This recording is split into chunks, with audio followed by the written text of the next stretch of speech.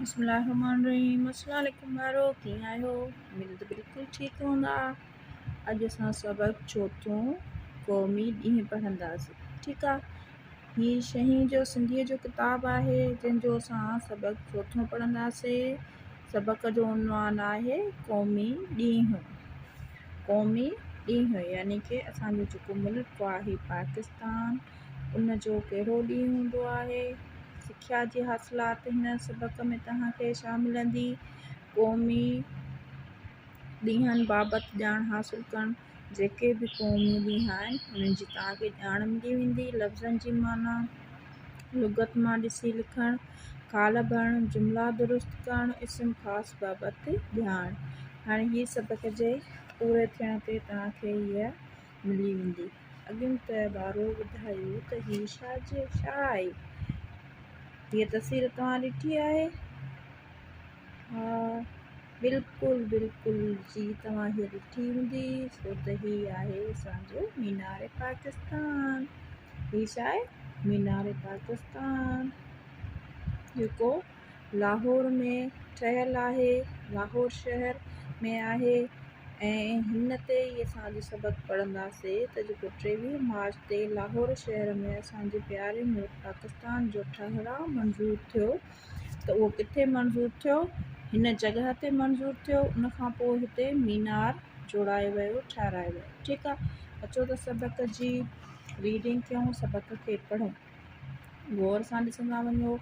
जीअं तव्हां ॾिसंदा वेंदव गौर सां हिन खे, तीअं तव्हांखे सम्झ में अची वेंदी। जेकॾहिं सिंधी पढ़ण में कोई मुश्किल थिए थी त तव्हां मुंहिंजे वीडियो खे ॿीहर बार ॾिसंदव त तव्हांखे इनशाला सम्झ में अची वेंदी। जेकॾहिं अञा तव्हांखे सिंधीअ में काई मुश्किल आहे त मुंहिंजो ॿियो चैनल आहे सोढो TV। उन ते मां सिंधी बेसिक अलफ़ ॿे पटीअ खां पढ़ाइणु शुरू कयो आहे। इनशाला आवाज़ ऐं अखरनि खे हिजे करे बि पढ़ाईंदमि। तव्हां उन ते वञी सघो था। तव्हां पंहिंजे नंढड़नि ॿारनि खे उन ते मोकिले सघो था चैनल ते, त तव्हां हू सिंधी पढ़ी सघनि। ठीकु आहे। अचो त शुरू कयूं सबक़ खे। बिस्मिल्लाहिर्रहमानिर्रहीम। क़ौमी ॾींहुं। उस्ताद चयो त सुभाणे मोकल आहे, पर अव्हीं स्कूल अचिजो।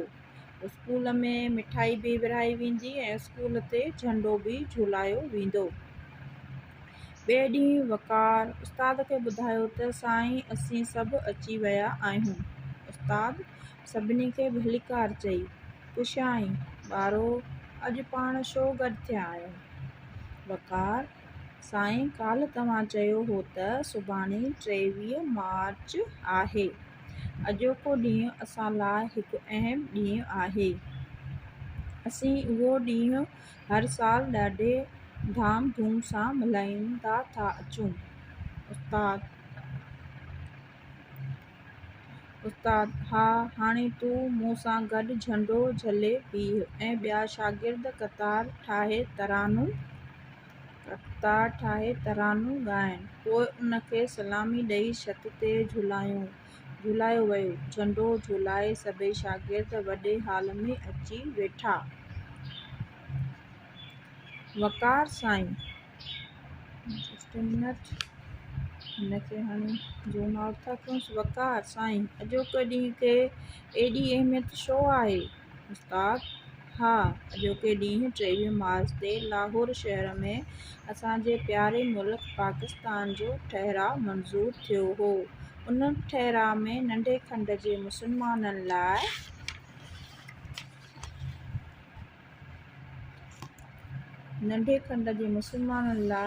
धार मुल्क पाकिस्तान ठाहिण जी घुर कई वई हुई। जंहिं हंधि उहो ठहिराउ मंज़ूरु थियो हो, उते हाणे उन जी यादगार तौरु मीनार पाकिस्तान ठाहियो वियो आहे।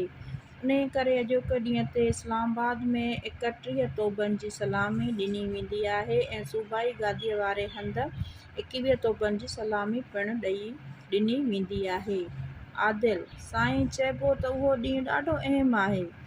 उस्ताद, हा, मुसलमान ऐं हिंदू हिन नंढे खंड में 2 वॾियूं क़ौमूं रहंदियूं हुयूं। मुसलमाननि जा उसूल, तहज़ीब ऐं रिवायतूं हिंदुनि खां अलॻि आहिनि। उन करे उन्हनि खे इस्लामी उसूलनि मुताबिक़ ज़िंदगी गुज़ारणु मुश्किल थी पई था, जंहिं करे उन्हनि क़ाइदे आज़म मोहम्मद अली जिन्नाह रहमतुल्लाह जे अॻुवाणीअ में पाकिस्तान जी घुर कई। नेठ संदन कोशिश सां 14 अगस्त 1947 ईस्वीअ ते पाकिस्तान बणियो, जिते अॼु पाण सभु आज़ादीअ सां इस्लामी उसूलनि मुताबिक़ ज़िंदगी गुज़ारे रहिया आहियूं। वक़ार: साईं, असांजे मुल्क में ॿियनि मज़हबनि जा माण्हू बि त रहनि था।